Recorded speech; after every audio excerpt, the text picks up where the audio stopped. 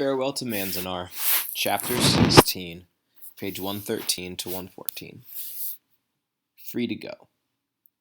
The answers began with a Supreme Court ruling that December, in the case called Ex parte Indo.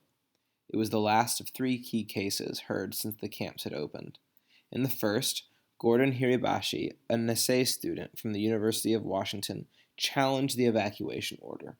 He had also violated the Army's curfew, imposed early in 1942 on all West Coast Japanese. He challenged the racial bias of these actions and the abuse of his civil rights. The court avoided the issue of the evacuation itself by ruling on the curfew.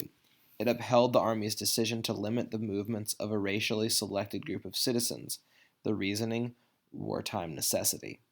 In the second case, the issue of the exclusion was the exclusion orders that, page 114, removed us from our homes and sent us inland. Fred Korematsu, a young Nisei living in Oakland, had ignored the evacuation to stay with his Caucasian girlfriend. He had plastic surgery done on his face, he changed his name, and was posing as a Spanish Hawaiian when the FBI caught up with him. In court, the racial bias was challenged again.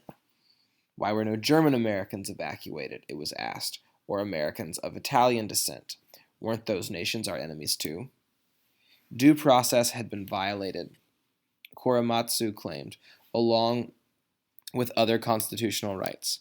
But the Army's decision to evacuate was also upheld by the Supreme Court. The final case challenged the internment itself. Soon after she was evacuated in April 1942, Mitsu Endo, a 21-year-old Nisei and an employee of the California State Highway Commission, had filed a petition for habeas corpus, protesting her detention at Topaz Camp in central Utah. She spent 2.5 years awaiting the High Court's decision, which was that she had been right. The government cannot detain loyal citizens against their will.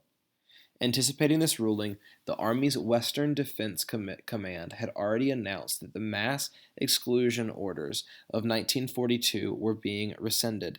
Next, it was announced that all the camps would be closed within the coming 12 months, and that internees now had the right to return to their former homes.